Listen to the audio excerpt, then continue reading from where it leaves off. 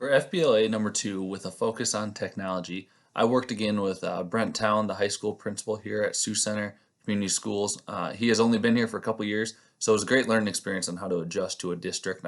It's his 7th year as a principal, but there's been some big changes from his first 5 years at Sibley Cheaton and to now the technology resources he has at our school. I also reference an article from Education Week and then the journal Transforming Education Through Technology, and finally our book Sharp's Principal as School Manager. So with that, I got a bunch of tips and ideas on how to better use technology, and I also learned a few leadership and learning style techniques as well from Mr. Town. So the first thing I want to reference is the learning style that he has is very similar to the learning style I have in my research and some of my studies as what type of learner am I.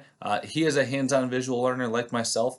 Sometimes I find myself, and he does the same, where we feel like we really want to be good at what we're doing, but we need to learn from the right people. So when it comes to technology, we need to have our tech director help us a lot. And he referenced that even this past week, there was some new platform that we got in our school. We all had to turn in our computers, and our tech advisor sent out an email on how to do something.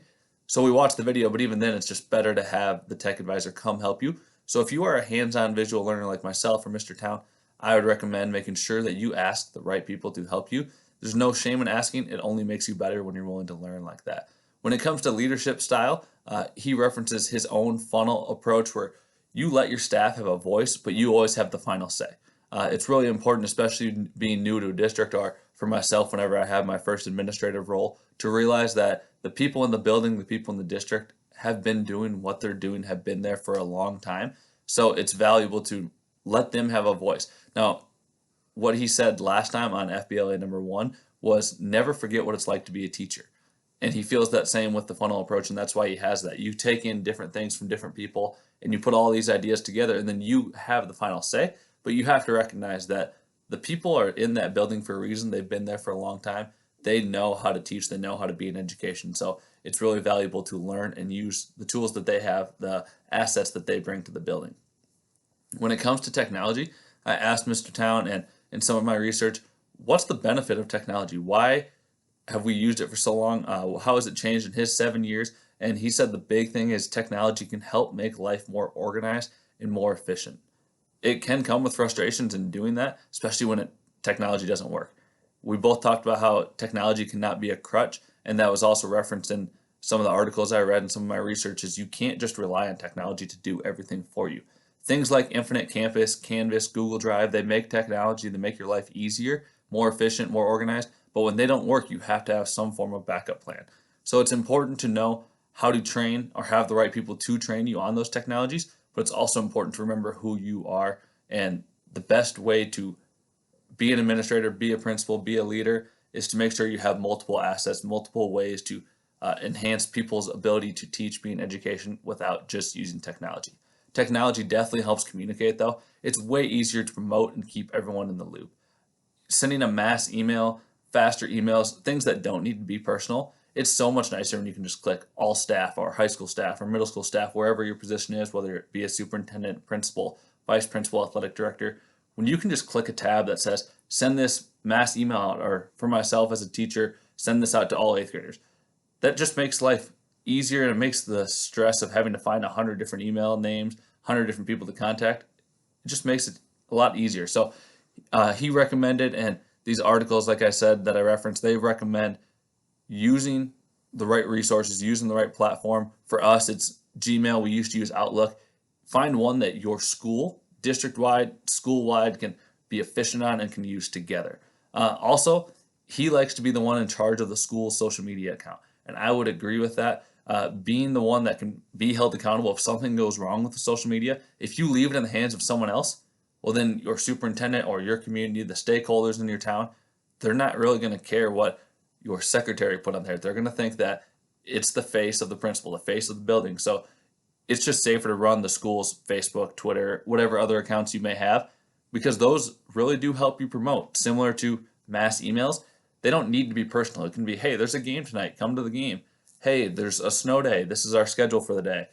Hey, it's COVID-19, we're out of school for 4 weeks. Be looking at your emails. All of those updates that you can do on social media, you should be the one held accountable for it.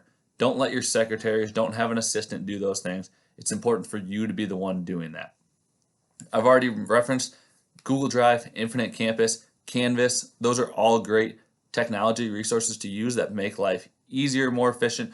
They give you a platform to do everything in one space. It's really a benefit to be able to find everything in one space. You don't want kids searching one place to find their American history work, another website to find their English work, another spot for math. It's nice to just say, I can go to Canvas and it tells me what I have for American history, math, English, and so on.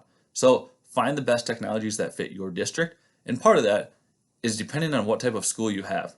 When it comes to finding out how to best reference or create a technology-rich classroom, Mr. Town said, you need to remember, it's not just having one-to-one. If you ask some people in the community, they say, oh, you use technology all the time because you're a one-to-one school. Just being a one-to-one school doesn't make you technology rich. It's how you use that technology that makes you technology rich. You need to spend time doing hands-on activities. Even for someone who teaches social studies or English, there's plenty of hands-on activities you can do. But when you have schools that have the career and technology education programs, the CTE programs, those shop classes, egg classes, and of course your real computer hands-on application classes, don't just teach. Allow students to learn from that. Encourage your educators as a principal to find ways to make the computers beneficial. Use the computers for what they're meant to be done for. They don't just need to be research. They don't just need to be able to make videos, make essays on there. They don't just need to be able to turn in homework. Technology rich means that they are hands-on and they can be encouraged. Use the right people in your school to help tap a student's passion. We at our school, we have computer programmers, we have IT people who are willing to work with our students. They come into our classrooms and they say, hey, who wants to help us learn how to fix this computer? Then we can really help a student's passion thrive in technology. One big encouragement he had for me was not to be afraid of social media. Like I said, it provides some of the real news, some of the real citizen-based news that we don't get by going and teaching it ourselves. Now, you have to be careful with social media. You need to be able to teach appropriate online behavior. You need to monitor it really closely.